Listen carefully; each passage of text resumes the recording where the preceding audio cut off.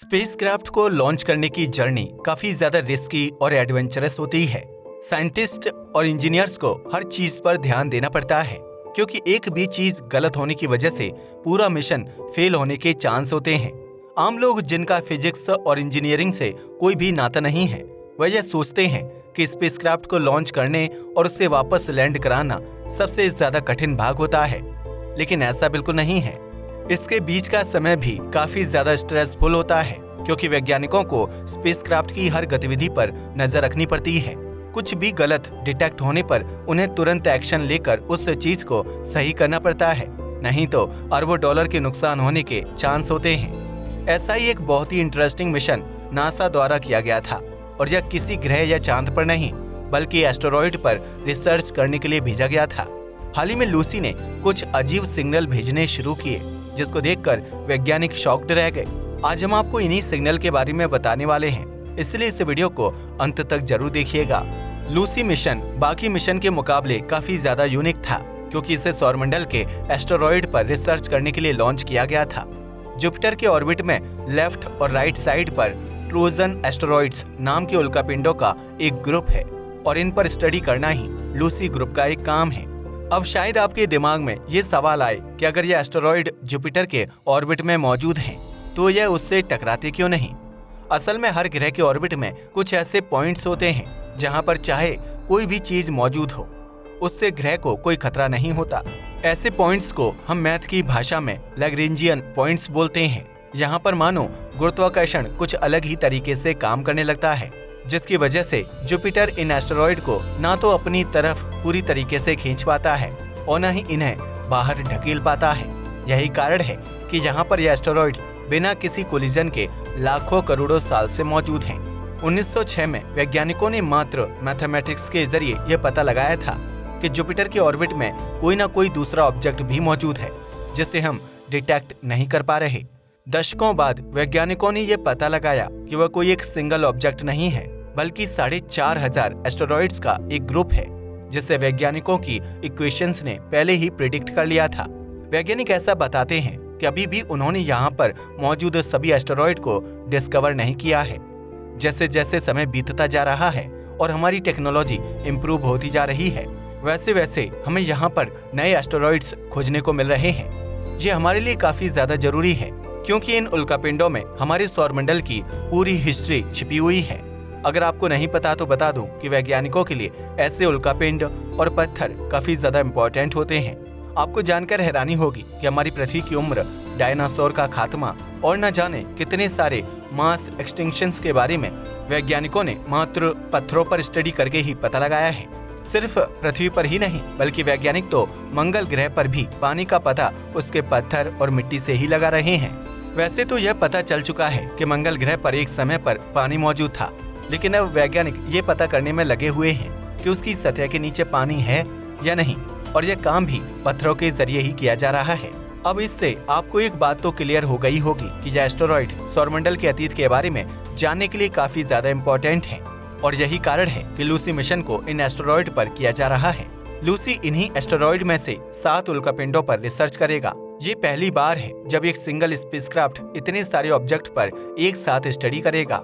अब क्योंकि यह एस्टेरॉयड जुपिटर से 60 डिग्री एंगल पर दोनों दिशाओं में मौजूद है, इसलिए लूसी को काफी लंबा रास्ता तय करना पड़ेगा। सबसे पहले यह अर्थ से ग्रेविटेशनल स्लिंगशॉट लेने के बाद जुपिटर के एक तरफ के एस्टेरॉयड पर रिसर्च करेगा।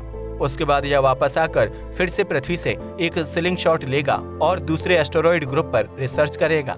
यह वैज्ञानिकों द्वारा बनाए गए किसी भी स्पेसक्राफ्ट के मुकाबले अभी तक का सबसे कॉम्प्लेक्स रास्ता है। इसमें लूसी 8 नंबर जैसा एक रास्ता तय करेगा, जिसके जरिए ट्रोजन एस्टेरॉयड्स पर रिसर्च की जा सकेगी।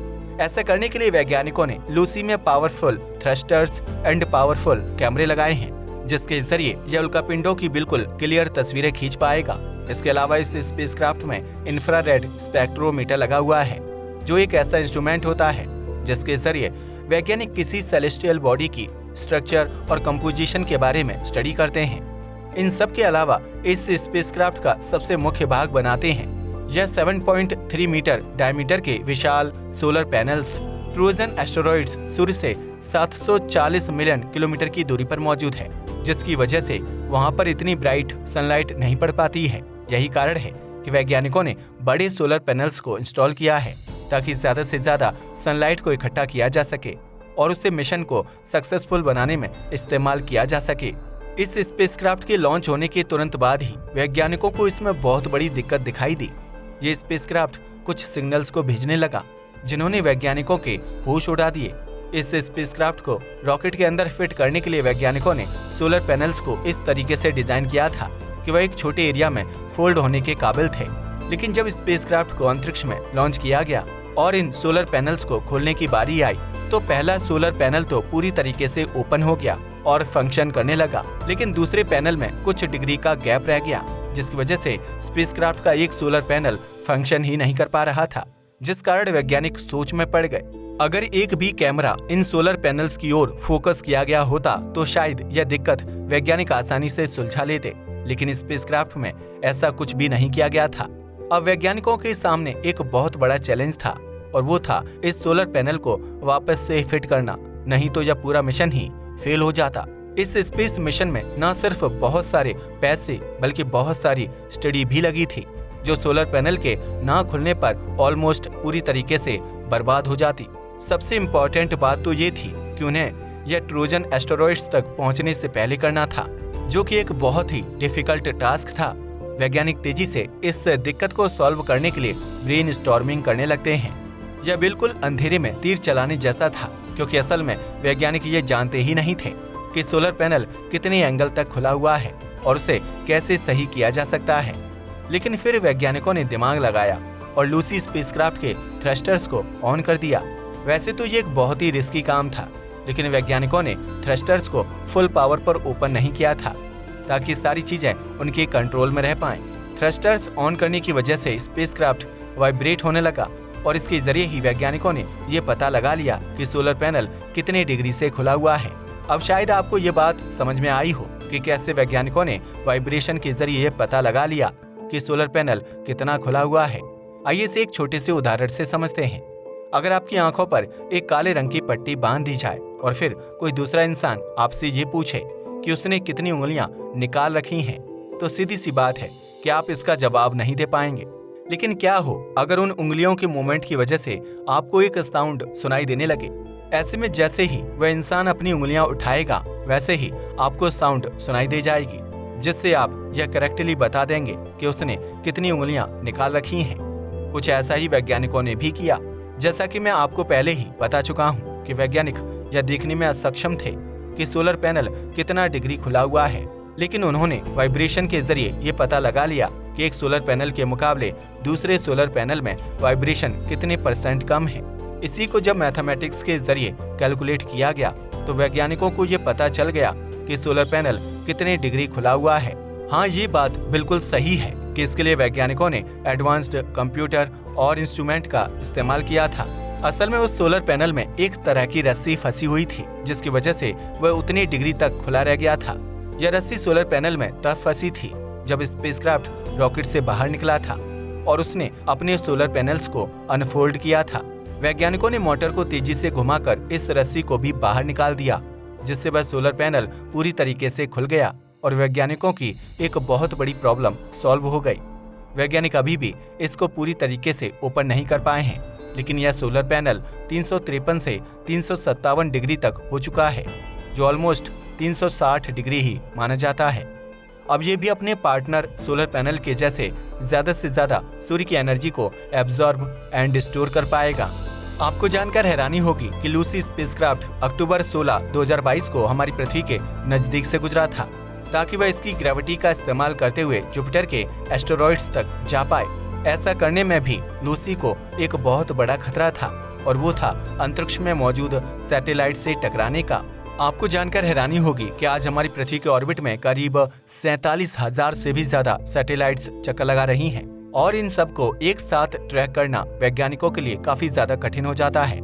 लूसी तो फिर भी एक बहुत ही छोटा सा स्पेसक्राफ्ट है।